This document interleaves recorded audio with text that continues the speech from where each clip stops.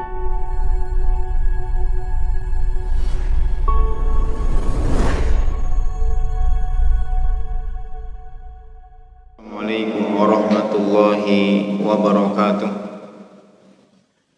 Innal hamdalillah nahmaduhu wa nasta'inuhu wa nastaghfiruh wa na'udzu billahi min shururi anfusina wa min sayyiati a'malina. May yahdihillahu fala mudhillalah wa may yudlil fala hadiyalah.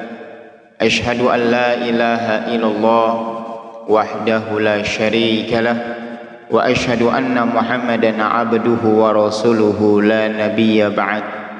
Allahumma salli wa sallim ala nabina Muhammadin wa ala alihi wa ashabihi ajmain, amma ba'du. Para jamaah salat duhur yang dirahmati Allah, ada satu lagi penasehat Pak, khususnya 3 pekan lalu Pak, salah satu pengajar di pondok pesantren kami, seorang wanita pencetak penghafal Quran. Tahun 2017 lalu saya bawa ke Departemen Objin. Qadarullah, diperiksa,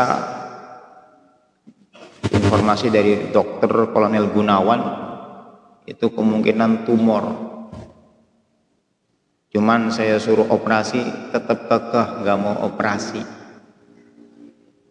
Akhirnya berkembang itu Pak, sampai besar. Itu mungkin kalau seandainya ditimbang Pak, itu kurang lebih besar sekali soalnya jemaah. Itu kanker rahim Pak. Ada sekitar 20 sampai 25 kilo itu Pak. Pas tanggal 14 Agustus 3 hari sebelum kemerdekaan itu meninggal dunia. Ini suatu pembelajaran Pak. Sampai saya itu kumpulkan para santriwati untuk menceritakan tentang kesehariannya itu Pak, dalam kondisi sakit Pak, dalam kondisi sakit di atas tempat tidur, tapi beliau itu masih mengajarkan Quran dari waktu setelah subuh itu sampai jam 3 sore Pak. Itu biasanya kalau jam 3 sore sholat asar dulu, setelah sholat asar nanti beliau tidur itu sampai jam 8:30. Nanti maghrib dan isanya itu dijamak. Entah kenapa saya mau periksa itu dia nggak mau, tetap kekeh dari 2017 sampai 2023 itu. Dijamak salat seperti itu, dan itu nanti nggak bisa tidur lagi Pak, sampai sore besoknya lagi, dan itu rutinitasnya 6 tahun. Sampai kemarin itu seorang perawat yang mengecek nadinya itu Pak, meninggal. Akhirnya sampai ke tempat pemakaman, ngasih tahu ke saya Pak, bagian tulang punggungnya itu bengkok Pak, sampai tulang duburnya. Para santriwati itu menginformasikan kepada saya, Ustadz, kalau seandainya pengajar tersebut itu udah ngeluh sakit, itu cukup hanya mengatakan hasbiyallah wa ni'mal wakil, ni'mal maula wa ni'man nasir, astagfirullah, astagfirullah. Itu nyata Pak. Bahkan saya juga pernah nyampaikan kan Pak, beberapa bulan lalu tentang nikmat-nikmat Allah. Kemudian saya pernah juga menjelaskan salah satu santri yatim saya Pak, kaki kirinya pincang, cacat itu Pak, sampai diperiksa ke Koja, didiagnosa bagian kanan itu harus diperiksa, kalau tidak diperiksa akan terjadi kelumpuhan. 17 tahun, tingginya 70 cm Pak. 17 tahun Pak, tiap hari pakai pampers karena terjadinya operasi bagian kelamin. Akhirnya pas periksa itu, periksa ke RSCM, terkena penyakit baru Pak, gagal ginjal stadium 4, akhirnya meninggal dunia. Apa dari ini semuanya Pak? Pelajaran bagi kita semua tentang arti sebuah nikmat. Pelajaran bagi kita semua tentang sebuah nikmat. Berapa banyak dari saudara-saudara kita yang mereka diberikan ujian dan cobaan dari Allah Rabbuna Jalla Jalaluh, tapi Masya Allah mereka masih bisa menggunakan dalam ketaatan kepada Allah Subhanahu wa Ta'ala. Bahkan Pak, TNI AD itu punya uswah yang besar Pak. Panglima besar Jenderal Sudirman itu adalah uswah terbesar TNI AD itu. Mereka yang mendapatkan suatu ujian tapi masih bisa menerima itu semua dengan ikhlas dan sabar, masih terus menikmati, bersyukur kepada Allah Subhanahu wa Ta'ala. Pertanyaan kita adalah, berbagai macam nikmat Allah Subhanahu wa Ta'ala berikan kepada kita. Nikmat tempat kerja, nikmat sehat, nikmat yang lainnya Allah Subhanahu wa Ta'ala berikan kepada kita. Tapi pertanyaannya adalah, sejauh mana kita di dalam memanfaatkan nikmat tersebut? Sejauh mana kita di dalam mensyukuri nikmat tersebut? Makanya tidak salah Allah Rabbuna Jalla Jalaluh dalam surat At-Takatsur ayat yang ke-8 mengatakan, "Tsumma latus'alunna yauma idzin 'anin na'im." Ingat suatu saat nanti Bapak kembali cek Al-Qur'annya Pak. Allah ketika menggunakan latus'alunna dengan huruf taukid Pak. Awalnya itu ada lam takkid, berikutnya ada nun takkid. Artinya apa Pak? Penguat. Kalau Jawanya itu mengatakan, kalian itu benar-benar akan ditanyakan. Itu Pak. Allah Subhanahu wa Ta'ala untuk menguatkan bahwasannya suatu saat nanti pasti akan ada pertanggungjawaban. Kalian akan ditanyakan dari nikmat ini semua. Makanya anin naim itu kalau dalam bahasa Arabnya dibentuk dengan bentuk nakiroh Pak. Akan ditanyakan semua nikmat, sampai kenikmatan kemerdekaan yang kemarin kita baru rayakan kemarin, akan Allah Subhanahu wa Ta'ala tanyakan, bagaimana sikap kalian terhadap nikmat Allah? Apakah digunakan untuk dalam ketaatan kepada Allah atau terperosok dalam kemaksiatan? Kita sedih Pak dengan kemaksiatan hari ini Pak. Pelajaran Pak. Seorang pemuda datang ke saya Pak, jamaah Pak. Ustaz, pusing saya Ustaz. Mau nikah Oktober Pak. Sama calonnya periksa kesehatan, qadarullah wa masyafa'al Pak. Calonnya terdeteksi HIV. Coba saya cari, qadarullah, akhirnya calonnya tersebut menempuh jalan yang diharumkan oleh Allah Subhanahu wa Ta'ala.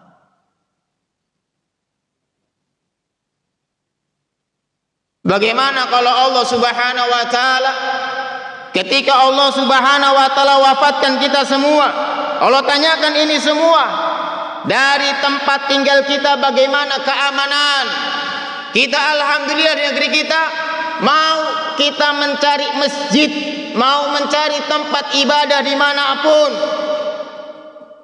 alhamdulillah Allah subhanahu wa ta'ala memberikan nikmat ini kepada kita. Tapi berapa banyak di antara kita masalah sholat, sampai pelaksanaan Ramadan, ibadah puasa, banyak di antara kita yang melalaikan, sampai perkara maksiat, berzina, menzalimi antara satu dengan yang lainnya. Seakan-akan kita tidak akan takut akan sebuah pertanggungjawaban di hadapan Allah Subhanahu wa taala. Nabi Muhammad sallallahu alaihi wasallam jelas mengatakan dalam sabdanya, la tazalu qadama abdin hatta yus'al. Kakinya seorang hamba tidak akan melangkahkan pada hari kiamat kecuali akan ditanyakan tentang nikmat-nikmatnya, umur, ilmu, harta, akan ditanya semua jemaah. Makanya Pak, kadang-kadang itu kita malu Pak. Malu bagaimana Pak? Banyak pasien-pasien ke rumah sakit itu Pak. Bahkan mungkin ada Pak di sini yang khusus untuk bayi itu Pak. Masuk ke ruang rumah sakit, diperiksa. Ada yang masih bayi itu paru-parunya bocor atau jantungnya dan lainnya. Mereka tidak mendapatkan sebanyak kita dalam nikmat. Tetapi kita Allah subhanahu wa ta'ala karuniakan nikmat. Coba lihat introspeksi jemaah. Introspeksi jemaah. Hitung Pak. Bagaimana pengabdian diri kita kepada Allah dengan nikmat yang kita ambil. Dari nikmat udara, dari nikmat-nikmat yang lainnya. Bagaimana ketika kita menghadapi nikmat tersebut? Makanya pantas dalam surat Ar-Rahman yang selalu Allah ulang adalah kalimat fa bi ayyi ala'i rabbikuma tukadziban. Nikmat Tuhanmu mana lagi yang akan kau dustakan? Nikmat yang mana? Nikmat yang mana akan Allah dustakan kita? Allah jelaskan semua. Kalian diciptakan dalam surat tersebut, diciptakan semua, sampai masalah lautan pun Allah sebutkan, dari perkara-perkara yang lainnya pun Allah sebutkan. Tapi manusia ini unik Pak. Kita itu banyak kufurnya kepada Allah Pak. Banyak kufurnya Pak. Dibandingkan kita itu menghargai akan nikmat-nikmat Allah Subhanahu wa ta'ala. Khusus bagi kita Pak, sepertinya saya juga ingat pernah membahas juga Pak. Bahkan kita tuh malu Pak, malu Pak dengan para pahlawan-pahlawan kita itu Pak. Mereka dulu awal-awal kemerdekaan itu dengan kas seadanya Pak, untuk membangun negeri ini Pak. Tapi Masya Allah Pak, sampai saat ini kita berada, alhamdulillah Pak. Dulu saya masih SD Pak, nonton Piala Dunia itu Pak, numpang rumah tetangga. Sekarang Pak minimal setiap rumah itu punya motor, punya yang lainnya Pak. Kenapa jemaah? Perjuangan orang-orang dahulu dalam menikmati kemudahan-kemudahan yang Allah berikan. Tapi sekarang kita Pak, sampai saya itu mengenaskan Pak. Tadi mau datang ke sini, mohon maaf sekali nih Pak, lewat di pinggir jalan itu kadang-kadang ada orang, mohon maaf sekali Pak, yang menggali pipa yang rusak, yang saluran itu. Waktunya azan, waktunya yang lain itu masih asik dengan kerjaannya itu Pak. Miris kadang-kadang jemaah. Sampai sebegitunya kita. Coba saya ulang kembali yang awal-awal itu Pak. Itu sampai Pak, kalau rahimnya itu Pak, santri itu cerita itu Pak, itu kalau misalkan mau ngebalikin perutnya itu Pak, itu sampai cukup mengatakan astagfirullah gitu. Cuman udah kami informasikan, udah ke rumah sakit, nggak mau sama sekali Pak. Alasannya apa? Amal saya belum banyak, amal saya belum banyak. Karena harus ada yang saya bawa dari amal jariyah. Apa Pak? Murid-murid ini saya harus perbanyak. Qadarullah Pak, itu sama suaminya pisah Pak. Karena nggak bisa ngurus biologisnya, pisah itu Pak. Akhirnya apa? Tinggal sama santriwatinya itu. Suatu saat nanti kita akan dipancangkan di hadapan Allah Subhanahu wa taala, hatta idza maja'uha syahida alaihim sam'uhum wa absaruhum wa juluduhum bima kanu ya'malun. Ingatlah ketika kalian datang, kulit mereka menjadi saksi, mata mereka menjadi saksi, telinga mereka menjadi saksi atas apa yang telah mereka kerjakan. Mereka akan ditanyakan, mereka akan dipertanggungjawabkan dengan nikmat tersebut. Dia komplain sama kulitnya, dia komplain dengan pendengarannya. Qalu lima syahidtum alaina, kenapa engkau menjadi saksi bagiku? Kulit, pendengaran, penglihatan hanya cukup mengatakan qalu antaqanallah. Allah yang menjadikan itu semua berbicara. Allah Subhanahu wa taala yang menjadikan itu semuanya berbicara. Suatu saat nanti kita akan berpindah ke tempat hanya sekejap, tidak butuh waktu lama. Yang tadinya kita ramai dengan sahabat, dengan keluarga, dengan suasana yang Masya Allah, hanya sekejap Allah pindahkan tempat kita yang hanya beberapa petak, tidak ada peneman sedikit pun. Suatu saat nanti itu Pak, sampai kemarin itu saya antarkan ke kuburnya itu Pak, lihat itu bagaimana petakan kuburan itu Pak, kecil Pak. Suatu saat kita pindah itu Pak. Apa yang kalau kita jawab jamaah, kalau seandainya nikmat-nikmat ini itu kita banyak yang lalai Pak.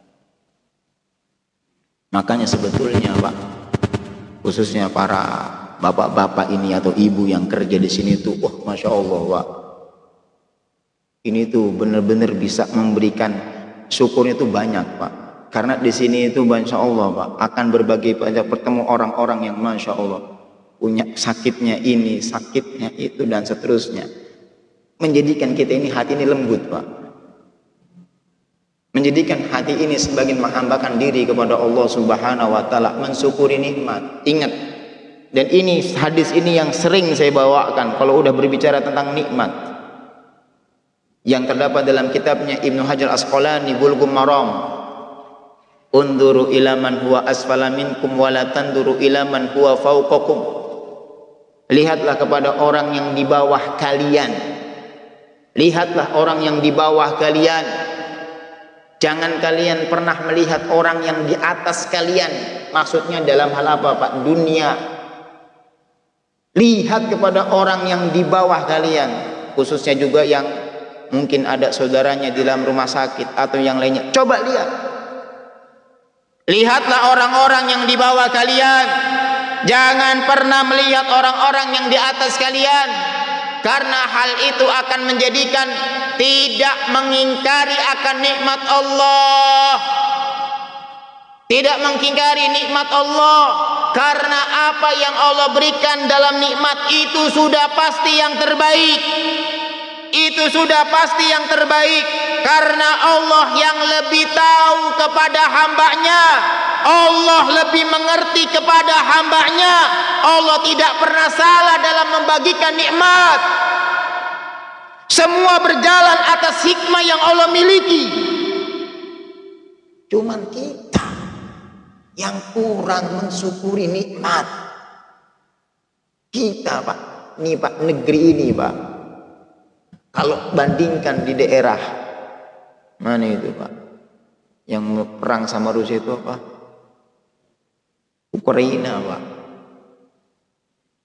atau sama daerah Suriah Pak, atau daerah-daerah Afrika itu Pak. Masya Allah Pak, kita itu jauh lebih nikmat Pak, jauh lebih nikmat.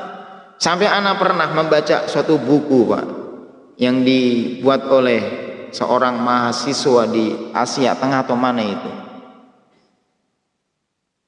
backpacker dari titik nol itu Pak judulnya. Itu ke daerah Kirgistan atau daerah mana Pak, itu daerah kalau nyari air Pak itu harus tempuh berapa kilometer itu baru dapat air itu Pak. Manaskan airnya itu kalau udah musim dingin. Makanya apa Pak, kotoran-kotoran sapi, kotoran keledai yang udah kering kemudian dipanaskan itu Pak. Lagi kita jamaah berbagai macam nikmat Pak. Yang kita takutkan nikmat tersebut Allah Subhanahu wa taala ganti dengan sesuatu yang lebih buruk, wal iyadu billah. Makanya ada namanya Bapak istidraj. Tahu istidraj Pak ya? Dilulu Pak. Dilulu. Saya maksiat, yang penting rezeki saya masih banyak. Saya tidak sholat, saya masih mengendarai kendaraan yang mewah. Saya tidak beribadah, yang penting saya masih makan yang enak dan seterusnya. Ingat, Allah Subhanahu wa taala memiliki istidraj. Ketika Allah berikan nikmat, kita tidak mensyukuri nikmat tersebut, apakah Allah Subhanahu wa taala akan jatuhkan hambanya tersebut, atau Allah wafatkan dia dalam keadaan tidak mensyukuri nikmat sebagaimana Firaun. Lihat dalam surat Yunus ayat 90. Allah berikan dia nikmat dengan kekuasaan sampai Pak Allah kirim Musa. Apa Allah katakan pada Musa Pak? Musa, faqula lahu layyina la'allahu yatadzakkar aw yasha. Katakan kepada Firaun dengan perkataan yang lembut.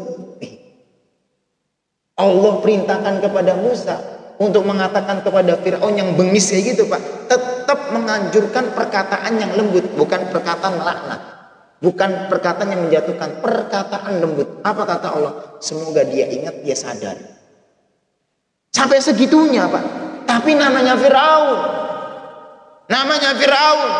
orang yang tidak mensyukuri nikmat, akhirnya pas ditenggelamin, ruh udah sampai sini Pak, rongkongan, baru mengatakan apa?